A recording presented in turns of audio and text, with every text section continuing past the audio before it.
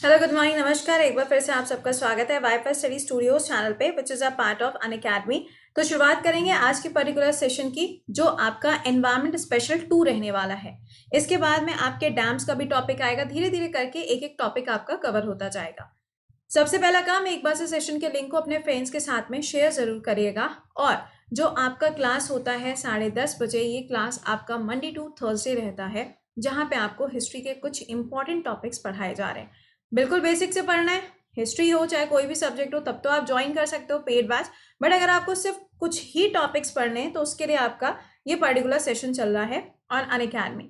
दूसरा, इस पूरे वीक के आपके ये जो टॉपिक्स हैं आप देख सकते हो भैया। अगर अभी तक नहीं देखे हैं क्लासेस तो पूरा शेड्यूल आपके सामने, राइट। तो आप इनको मिस मत करिएगा। दोनों टाइम 1 10:30 1 2 बजे के आपके स्पेशल क्लासेस का टाइम होता है।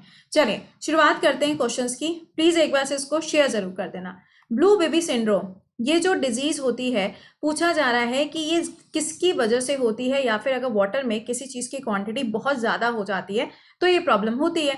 अब वो एक्सेस क्वांटिटी किस चीज की है, तो इसका आंसर क्या हो जाएगा? नाइट्रोजन की। जैसा अभी कुछ दिन पहले आपने देखा होगा यमुना के अंदर, यमुना नदी जो है वहां पर आपने देखा हो तो आर्सेनिक का अमाउंट मिला है, या फिर भी कुछ टाइम पहले गंगा में भी ऐसा हुआ था, फ्लोराइड भी मिला था। तो उसी तरीके से इसका आंसर क्या है? नाइट्रोजन। नेक्स्ट देखिएगा, meteorological phenomena, cloud formation, rainfall, lightning, ये जो सारी चीजें हैं ये किसके अंदर आती हैं, तो इसका आंसर क्या हो जाएगा? ट्रोपोस्फियर। देखो, जो हमारा एटमॉस्फेयर है, जो हमारा वायुमंडल है, उसके अंदर 5 लेयर अलग अलग होती हैं, राइट। लेकिन जिस लेयर के अंदर सारे क्लाइमेटिक चेंजेस होते हैं वो लेयर कौन सी है? That is troposphere. और ट्रोपोस्फियर जो है ये हमारे अर्थ के सबसे क्लोजेस्ट होती है, मतलब सबसे पास वाली जो लेयर है वो कौन सी है? ट्रोपोस्फियर है। ओके, अगला देखिएगा, the emitting of radio waves, यानी कि जो रेडियो वेव्स होती हैं, ये जो सिस्टम काम करता है ये कौन सी वाली लेयर में काम करता है? जैसे आपने देखा होगा कि सैटेलाइट्स वगैरह जो होती हैं वो कौन सी वाली लेयर में प्लेस करी जाती हैं, तो आंसर इज आइनोस्फेयर में इनको प्लेस किया जाता है। ठीक है, इंपॉर्टेंट है क्योंकि वहां पे क्या है, जितनी भी चीजें हैं वो आपके आयंस के फॉर्म में होती हैं, तो ईजिली इनको क्या कर सकते हैं? ट्रांसमिट कर सकते हैं, एक जगह से दूसरी जगह जा सकती है। अगला, which is the largest source of drinking water, जो पानी होता है जिसको हम लोग यूजुअली पीते हैं, जो पीने वाला पानी होता है, उसका मेन सोर्स क्या होता है? ग्लेशियर्स है। अच्छा, कई बार ये भी हो सकता है ग्लेशियर्स ऑप्शन में ना लिखा हो, पेरिनियल रिवर है ना, तो भी आप आंसर क्या कर दोगे? Perennial river. क्योंकि होता क्या है, हिमालय के एरिया में आपको जितनी भी रिवर्स वगैरह मिलती हैं वो सारी की सारी कैसी हैं? पेरिनियल है, यानी कि उनके अंदर परमानेंटली आपको 24/7 क्या है? वाटर देखने को मिलता है। तो इसका आंसर क्या हो जाएगा? आंसर बनेगा यहाँ पर ग्लेशियर्स। नेक्स्ट देखो यहाँ पर, when and where was the Ramsar agreement was sign. देखो, साइन की बात करी जाए या फिर आपसे पूछा जाए यहाँ पे लैंड वाटर के बारे में, या फिर ऐसा कुछ भी पूछा जाए, तो आपका आंसर क्या बनेगा? 1971। ठीक है ना। तो आपको सिंपली याद रखना है कि ये जो एग्रीमेंट साइन हुआ था 1971 में, कहाँ पे? रामसर नाम की एक जगह है, कहाँ? ईरान के अंदर, वहां पे इसको साइन किया गया था। रामसर नाम की जो ये जगह है, इसके अंदर आप देखोगे ना तो वेटलैंड टर्म भी आता है। ये जो शब्द आता है इसके अंदर इंडिया की टोटल साइट्स कितनी है? 42 है। ठीक है, चलो अगला बताओ, where is the valley of flower located. Valley of flower जो है इसकी लोकेशन कहाँ पर है? तो इसका आंसर हो जाएगा यहाँ पे चमोली डिस्ट्रिक्ट के अंदर है। अच्छा, क्यों बताया गया है आपको ये भी बता देते हैं। चमोली डिस्ट्रिक्ट जो है वो इंपॉर्टेंट इसलिए हो जाती है क्योंकि अभी रिसेंटली आपने देखा ना नंदा देवी वाला जो हुआ था, तो वो यहीं पर हुआ था। ठीक है, अगला, फॉरेस्ट डेवलपमेंट, ठीक है, स्टेट और सेंटर या कंकरेंट किसके अंदर आता है फॉरेस्ट डेवलपमेंट? तो आंसर क्या हो जाएगा यहाँ पे? कंकरेंट लिस्ट के अंदर आता है। तो दिस इज वेरी इंपॉर्टेंट कि आपको ये चीज मालूम होनी चाहिए। ठीक है ना, तो प्लीज इस चीज को याद रखिएगा। अगर पूछा जाए कि समवर्ती सूची में आता है कि नहीं आता है, तो इसका आंसर क्या हो जाएगा? कंकरेंट। अच्छा, एक क्वेश्चन है, मुझे ये बताओ, एजुकेशन जो है वो कौन से लिस्ट में आता है?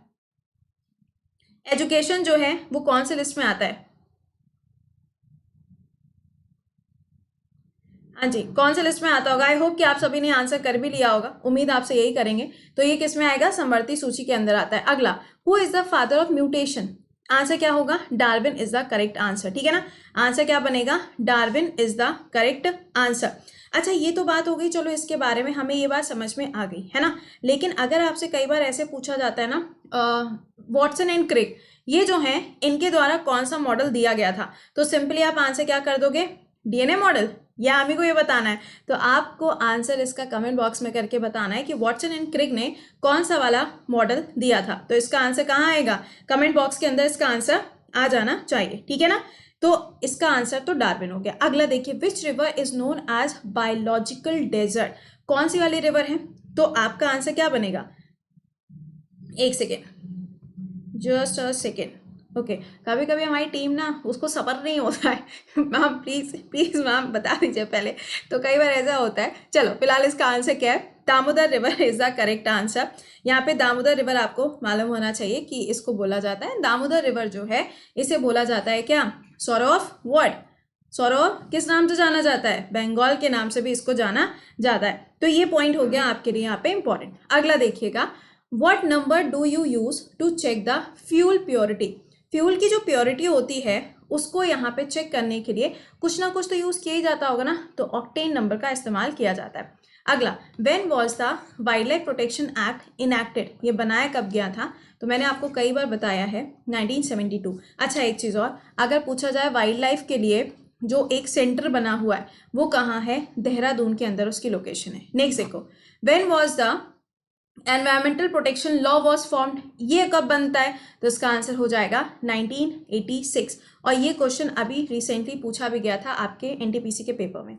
अगला, when was the law related to the air pollution enacted, यानी कि जो वायु प्रदूषण होता है उसके लिए एक कानून बनाया गया था ताकि उसे कंट्रोल किया जा सके, राइट? अब ये कानून कब बना था? आंसर 1981 में बना था। अच्छा एक चीज़ और, एयर पोल्यूशन से आपके दिमाग में आना चाहिए green house gases, and I hope आपको याद आ गया होगा कार्बन वॉच के बारे में जो लॉन्च किया गया है कहाँ पे? चंडीगढ़ के अंदर। वो क्या करेगा? फुटप्रिंट काउंट करेगा। कैसे? 4 मेथड थे, मैंने आपको 7 बजे के क्लास में पढ़ाया हुआ है। अगला, when was the forest protection act enacted, ये कब बना है? 1980 में इसको फॉर्म किया गया। सिंपली याद रखना, फॉरेस्ट कवर अगर पूछा जाए 2019 के डेटा के हिसाब से तो आंसर मिजोरम है। अगर ऑप्शन में मिजोरम नहीं दिया है तब तो एमपी मार्क कर दोगे, और अगर क्वेश्चन में फॉरेस्ट कवर नहीं लिखा है, सिर्फ फॉरेस्ट लिखा है, तो भी आप एमपी मार्क करके आओगे।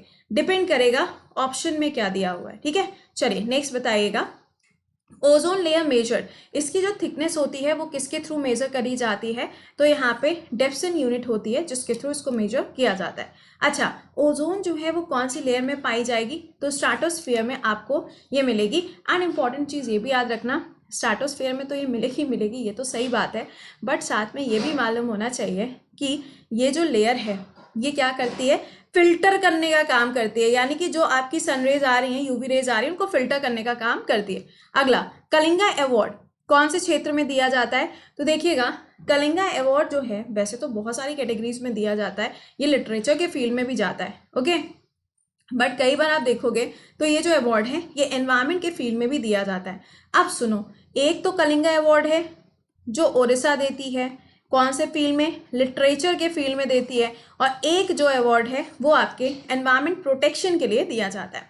अगला, what is the best state for the tidal energy, यानी कि टाइडल एनर्जी जो है वो सबसे ज़्यादा भारत के कौन से राज्य में जनरेट हो सकती है? मतलब कोस्ट पे ही जनरेट होगी, ऑब्वियस सी बात है।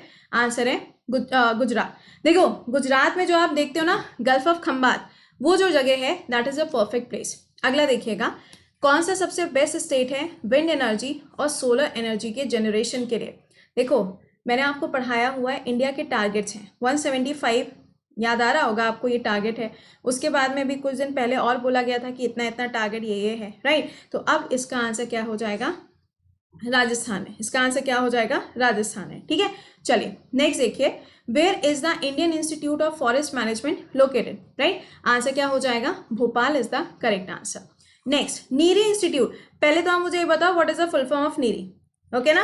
What is the full form of NEERI? इसका आंसर क्या है वो आप मुझे कमेंट बॉक्स में बताएंगे। इसका हेडक्वार्टर कहाँ है? नागपुर के अंदर आपको मिलेगा। अगला, where is the Indian forest research institute located? मैंने अभी आपको बोला था फॉरेस्ट्री वाला कुछ भी होगा तो हेडक्वार्टर कहाँ आएगा? देहरादून के अंदर आएगा, ठीक है?